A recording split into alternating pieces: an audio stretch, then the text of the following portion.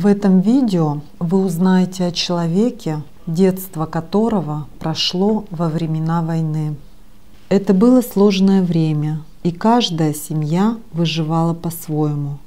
В каждой семье своя история. Его имя — Савельев Владимир Никифорович. Он сын удмуртского народа, и за свою жизнь он не только воспитал детей и внуков, но и внес большой вклад в развитие медицины. В прошлом он был министром здравоохранения Удмуртской автономной Советской Социалистической Республики, депутатом Верховного Совета. За свои исследования в области медицины он получил звание лауреата премии правительства и Государственной премии Удмуртской Республики. А сейчас Владимир Никифорович – это заслуженный врач Российской Федерации и Удмуртской Республики, заслуженный деятель медицинской науки, профессор, доктор медицинских наук, председатель Совета старейшин Союза ученых Удмуртской Республики. Владимир Никифорович, в начале войны сколько было вам лет и где вы жили с родителями в 1941 году? Значит, 41 год, тяжелый год. Вообще в сельском хозяйстве и то тяжело было. Почему? Урожаи небольшие были. Сельское хозяйство не так уж сильно развито было. Я родился в Ромашкино, деревне, прямо в сельской деревне Алнашского района Удмуртской Республики.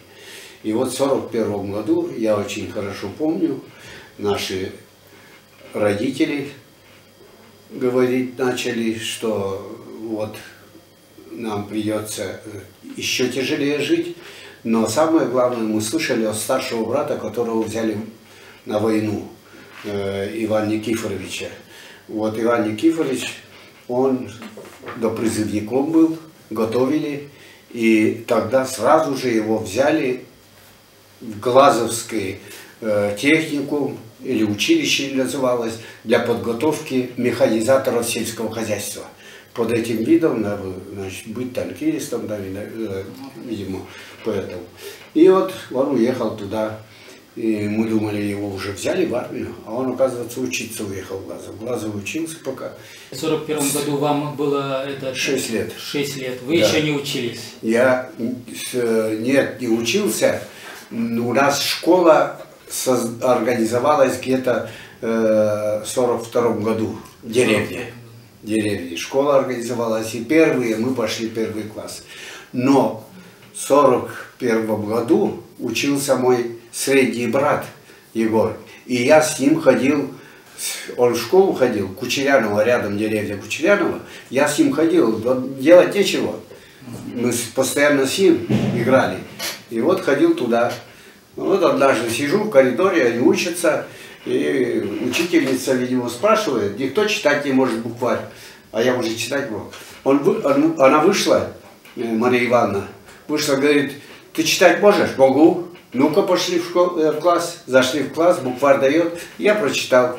А ты учиться хочешь дальше? Хочу. Ну давай учись, и начал ходить досрочно. 6 лет начал ходить. Скажите, пожалуйста, а где и кем работали ваши родители? Родители мои работали в колхозе.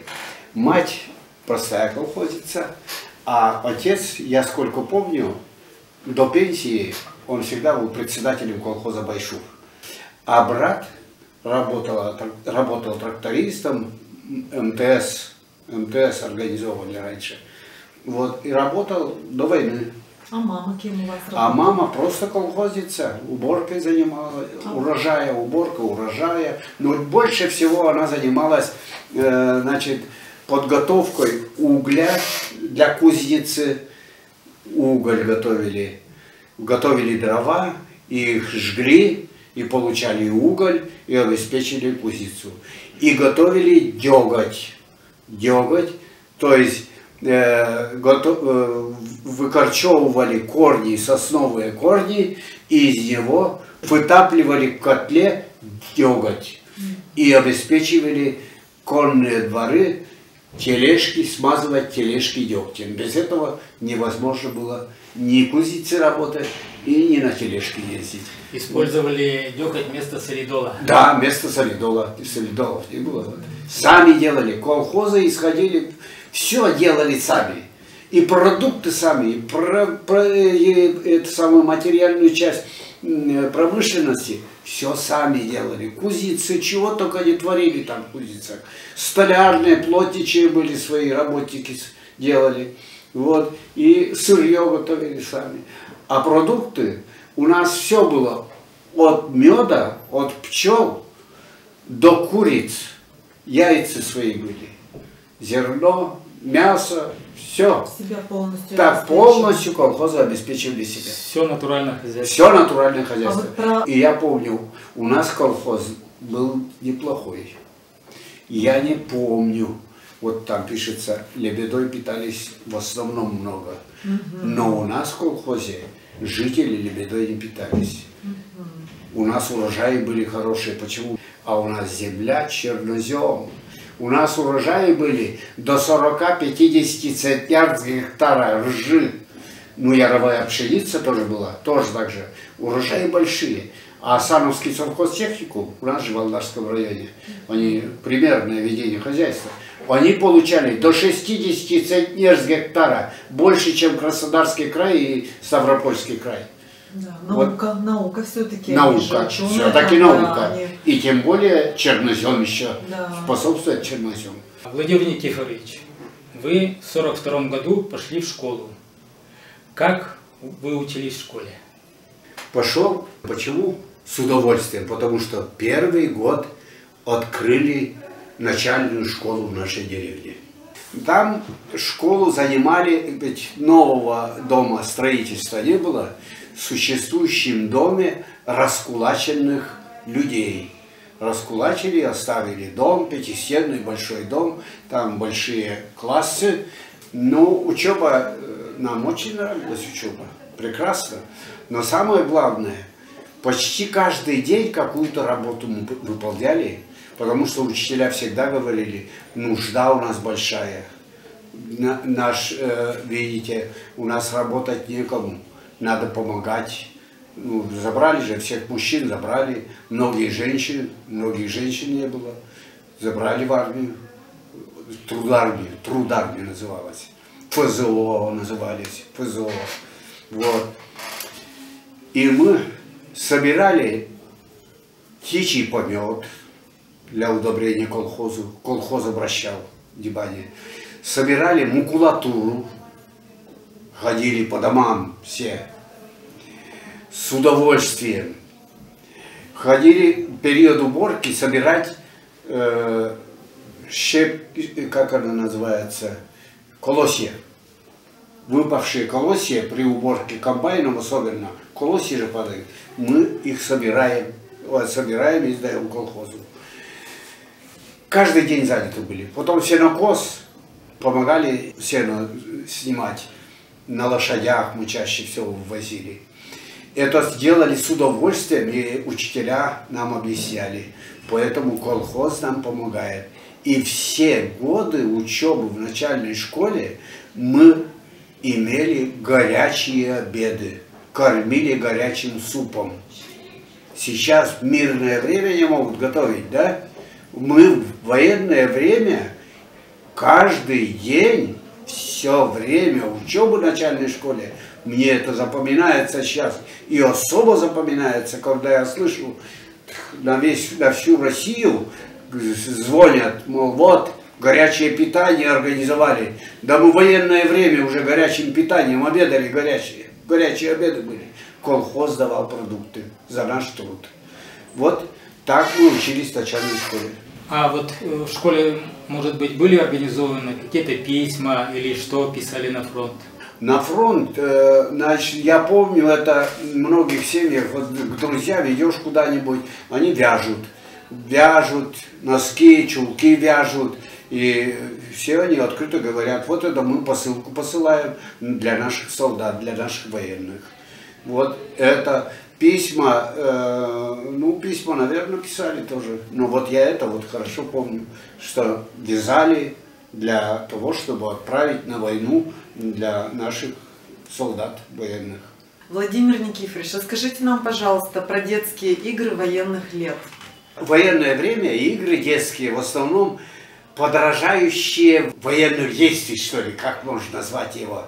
Вот мы подражали, как будто воюем, делимся на две группы, враги, такие другие враги, и обеспечиваем себя винтовками, делали винтовки из черенков подсолнуха, оттуда все мякоть убирали, стволы, затворы, и вот ходили организованно и стреляли. Конечно, пух-пух, стрелять-то нефиг.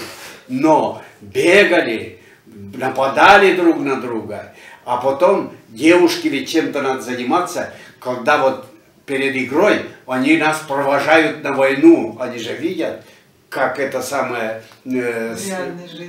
провожают своих. Вот нас провожают на войну, эту группу, такие и девочки принимали участие. Вот такие игры проводили, это очень я хорошо помню, и играл я сам лично. Вот так. А обычные детские в лапту играли, волейбол играли. Волейбол нам подарил вот этот уполномоченный из Ижевска привез, подарил нам волейбол. Да, этот волейбол у нас, ну, это было вообще, для нас это было удивительно. Нам бы не найти его. И сетку связал наш Кимок, который вяжет сетки для рыбалки вяжет. Он более большие глазки сделал и связал сетку для волейбола. Столбы поставили сами, и через эту сетку с этим мячом мы играли. Каждый вечер туда ходили, каждый вечер. Зрителей, все жители выходили смотреть, как играют в волейбол. После трудового дня ведь все хотят отдохнуть немножко, да, расслабиться. Такая зона притяжения была, да? Да, Это волейбольная площадка. Владимир Никифорович, вы помните, вот как получали моменты, может быть, и письма с фронта, и похоронные извещения на ваших земляков? Связь с войной через письма мы имели очень хорошую связь, поскольку из нашей семьи почти всю войну 1942 года служил наш брат Иван Никифорович. От начала он доходил до Берлина, служил. Поэтому письма он писал постоянно. И вот такой момент. Значит, мы обычно в деревне стряпали выходные дни табани с зретом. Зрет делали из муки на молоке, на сметане. Когда получали письмо от брата, читал обычно Егор, он старше был, читал, хорошо мог читать. Или же сестра дома бывала, почитает. Известия пишет. Такие. Вот мы уже взяли такой город. Калач, я помню, вот мне очень запомнился, потому что калач так хотелось есть калач. Это белый хлеб. Да? Вот смотри, город Калач, говорю, вот так взяли. Вот. Значит, а в это время мать постоянно нам твердила, говорит, вот сковородки у нас не стало, треснула сковородка, тогда не стряпать нечем. И я говорю, давайте напишем брату, чтобы нам прислал оттуда сковородку. И этот брат старший сочиняет, и я говорю, давай пиши. Сочиняет, что вот мы табани ели, и сейчас табани есть не будет, нечем, сковородка поломалась, треснула, и стряпать нечем будет. Вот посылай нам сковородку. Брат после демобилизации это вспоминал, ну хохотал до предела. На войне, прямо на фронте получил это письмо и почитал группой. Мы, говорит, расхохотались прямо, сковородку просим. Вот такое письмо писали мы. Вот. Теперь, значит, где-то в конце войны мы получили похоронное. А это было, вот потом уже он рассказывает, его брали в младший командирский состав курсы, он там обучался, а практику проходили на фронте непосредственно. Он был на командира танка, учился. На танке они выехали на фронт, на передовую, и они в лоб встретились с «Тигром». Это танки немецкие, большие танки. Ну, они старались угадать, а прямо в лобовую стрелять. Наши снаряды слабоватые, брать невозможно. Надо искать такое слабое место. Они говорят, вот кружили, как-то сбоку надо стрелять. Пока кружили, «Тигр» угадал в ихний танк. И танк загорелся. А их было ведь не один танк, где-то танков, наверное, 5 или 6 и танков было. Вот они загорелись, а все остальные, значит, отошли, уехали. И после этого они сообщили, что они сгорели. Там сгорел, они погибли. И после этого написали похоронные.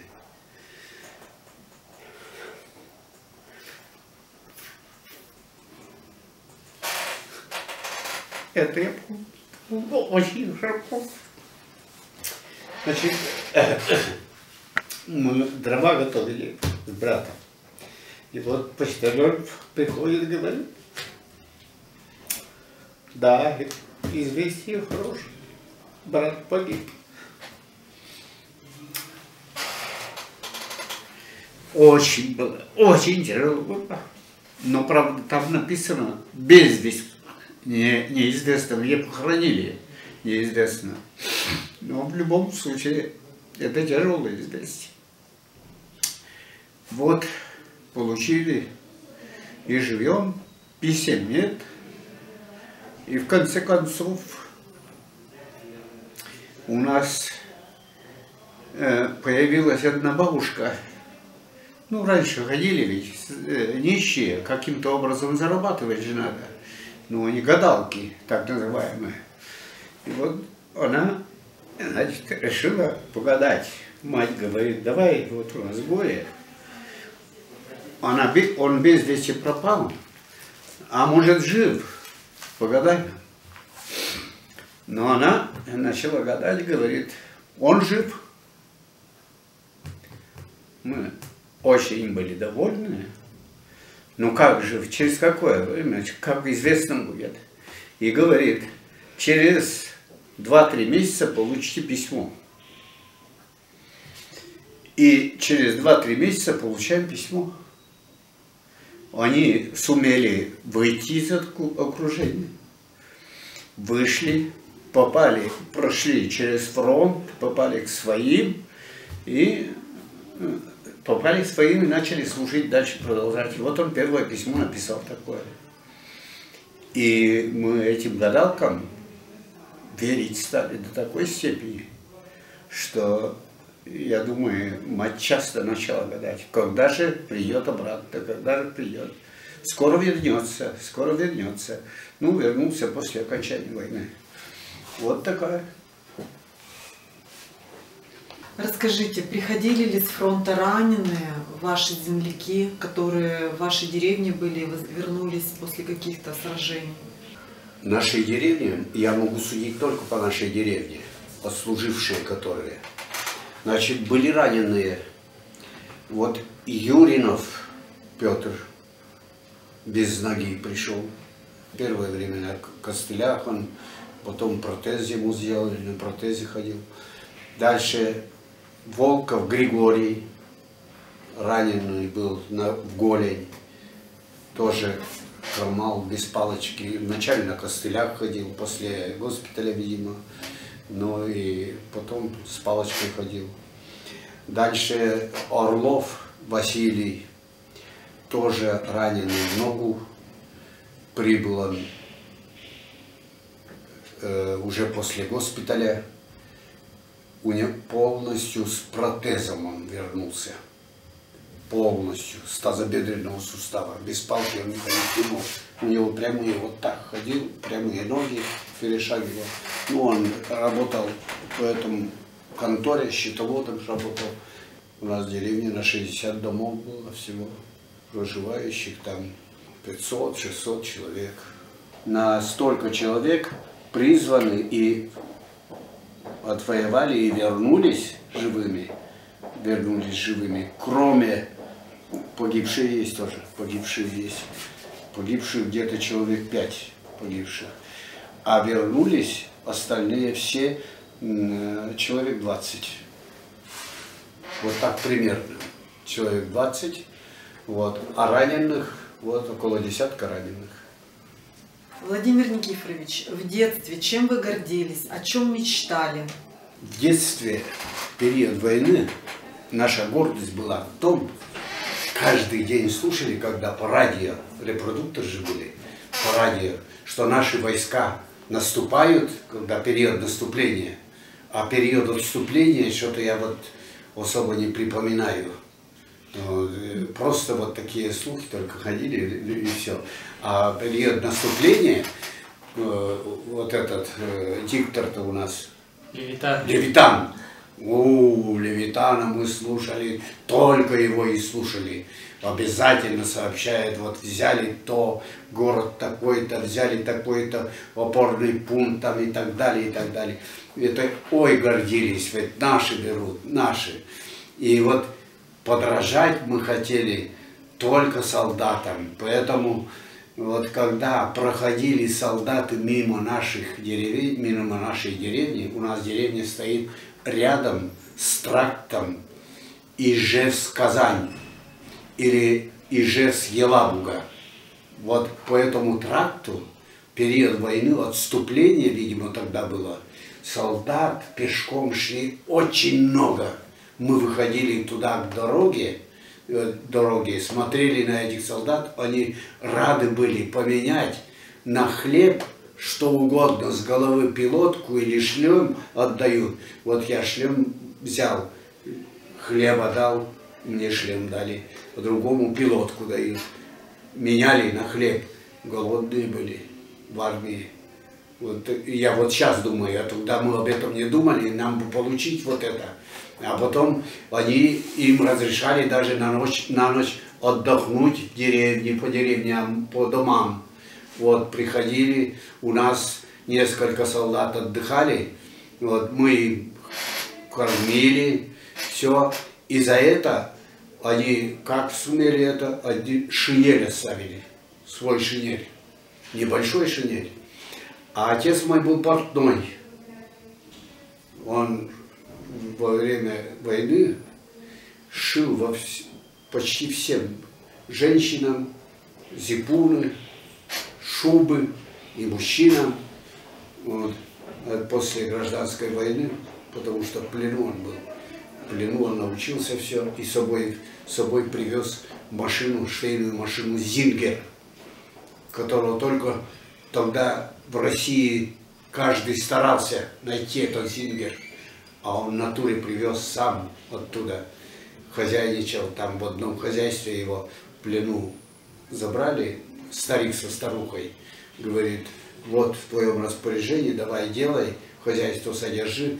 И его так не отпускали, когда разрешили уже из плена уходить после окончания войны. Говорит, Никифор, ты оставайся, у нас же никого детей нет, все тебе останется, оставайся. Нет, уехал.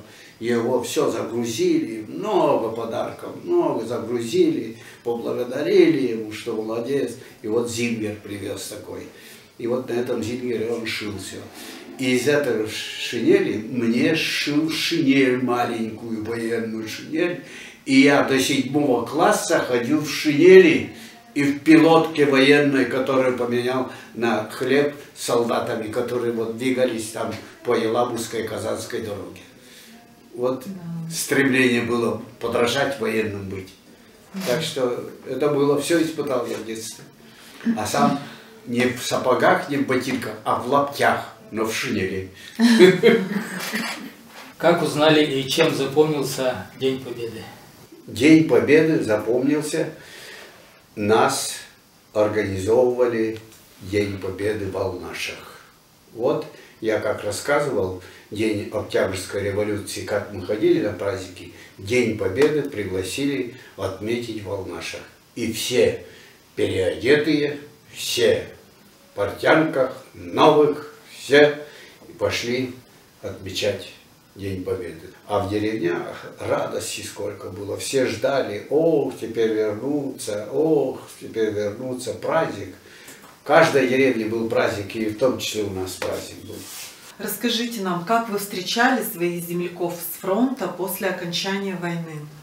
После окончания войны, с победой тем более, торжественно отмечали, без сомнения торжественно, да, все встречали, всей деревни, организовывали пирушку, пьянку, как обычно говорят в деревне, да, ну это встреча. Как провожали тоже так же, да, провожание было, и встречали.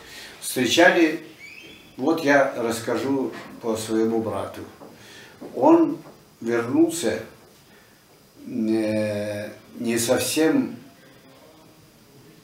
открыто. Почему? Потому что временно он потерянный был в плену. Это считался уже в плену. Вот. А того времени, которое возвращаются пленники, из места жительства, из гражданки забирали, отправляли в тюрьму. И я помню Завяловского одного, фельдшера очень хорошо помню. Вот. Был он в плену, демобилизовался, сколько-то пожил, его забрали, и в тюрьме отбыл свой срок 10 лет. Вернулся только умирать. Он уже был очень слабый и так далее. И вот поэтому он вернулся, зашел не домой, зашел к своему двоюродному брату. А двоюродный брат жил в конце деревни. И оттуда сообщили и их знакомые, что ли, дети пришли и сообщили, вот ваш брат вернулся. Мы побежали, встретились, вот так. Было, конечно, очень радостно, но он сколько-то был и уехал на строительство Кузбасса. Кузбасса строительство началось, тогда вербовка шла очень активно, и он взял и уехал туда. Почему? Я думаю, что он старался скрыться, не на виду быть, не попасть в замеченным и не оказаться в тюрьме. Вот первые где-то сколько они в Кузбассе пожили, лет 5-6, наверное, пожили. Вот так. Он женатый туда уехал или нет? Он был женатый, жил половину один, жена здесь, дочь у них была маленькая, Галя. Вот. А потом забрал себе, и семьей там жили еще, и потом вернулся. Вот это не все, конечно, такие вернулись. Вот другие, которые не бывали в плену, ничего, они очень деревни торжественно отмечали, гуляли, так, ну, празднично отмечали. А вот с моим братом такого не было. Ну, об этом не надо, наверное, говорить. Почему? Потому что это не с одним сим ведь такое было. Не с одним сим. Вот так пострадали. А отец у меня тоже был в плену после Первой германской войны. Тоже, но он был кавалеристом. Раненый он попал. Ранили. Ногу ему ранили. Вот через ногу пуля прошла, и лошадь погибла.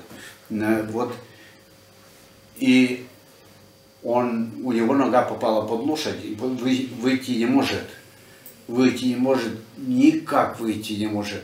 Но к этому времени лошадки были оставшие живыми, но хозяева, кавалеристы, погибшие. Вот одна лошадка подходила, говорит, хотела посадить. такие были вот военные случаи. Ну, война, конечно, война есть война.